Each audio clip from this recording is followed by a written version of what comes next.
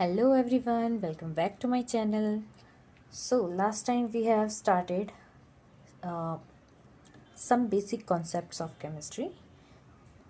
Today we will discuss second part of that chapter, that is laws of chemical combinations.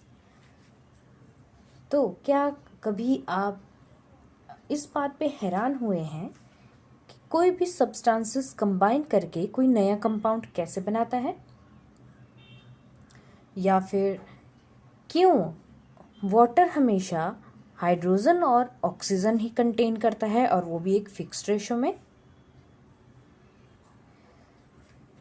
तो आज हम पढ़ेंगे laws of chemical combination, जिसमें हम क्या करेंगे कि ये लॉज हमें एक्सप्लेन करेंगे qualitative relationship between reactant and products, और क्वालिटेटिव रिलेशनशिप के बेस पे हम जो है मॉडर्न जो केमिस्ट्री है हमारी उसकी फाउंडेशन कैसे कैसे हुई वो चीज़ हम पढ़ेंगे।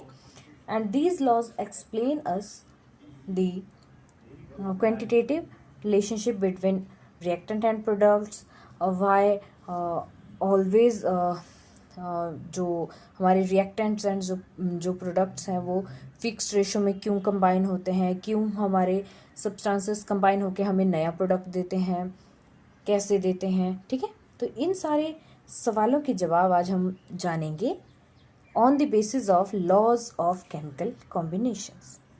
We have 5 basic laws. So first one is law of conservation of mass. Law of conservation of mass जिसको प्रपोज किया था एंटोनी लेवोइशर ने इन 1789।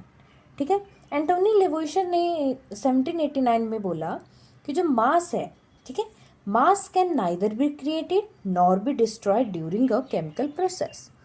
तो जब भी हम कोई केमिकल रिएक्शंस करते हैं, उसमें जो केमिकल प्रोसेस हमारी होती है केमिकल रिएक्शंस में, तो उसमें जो हमारे पास रिएक्टेंट और जो प्रोडक्ट है, ठीक है, उनमें जो भी मास होगा, ठीक है, ना वो बढ़ रहा है, ना वो नया बन रहा है, ना वो डिस्ट्रॉय हो रहा है।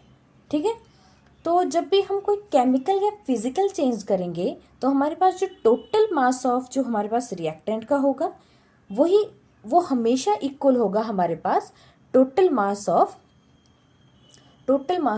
प्रोडक्ट। ठीक है, तो जैसे अगर हम एक एग्जांपल लें, अगर मान लो मैंने आपके पास 2 ग्राम ऑफ हाइड्रोजन लिया, उसको कंबाइन किया मैंने 16 ग्राम ऑफ ऑक्सीजन के साथ।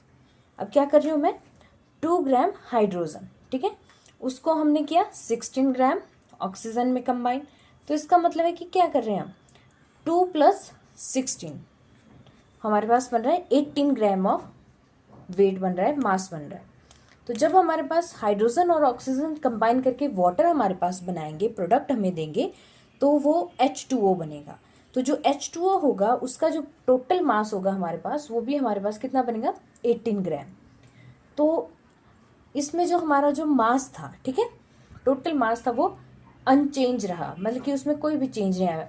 रिएक्टेंट में भी 18 ग्राम था हमारे पास और प्रोडक्ट में भी 18 ग्राम आ रहा है। ठीक है, सो इस बेस पे अगर हम बोलें, इस बेस पे अगर हम देखें तो हमारे पास क्या होता है कि matter can neither be created nor be destroyed. इसीलिए तो जो हमारा टोटल मास ऑफ रिएक्टेंट होता है वो इक्वल होता है हमारा टोटल मास ऑफ प्रोडक्ट के इन अ केमिकल रिएक्शन।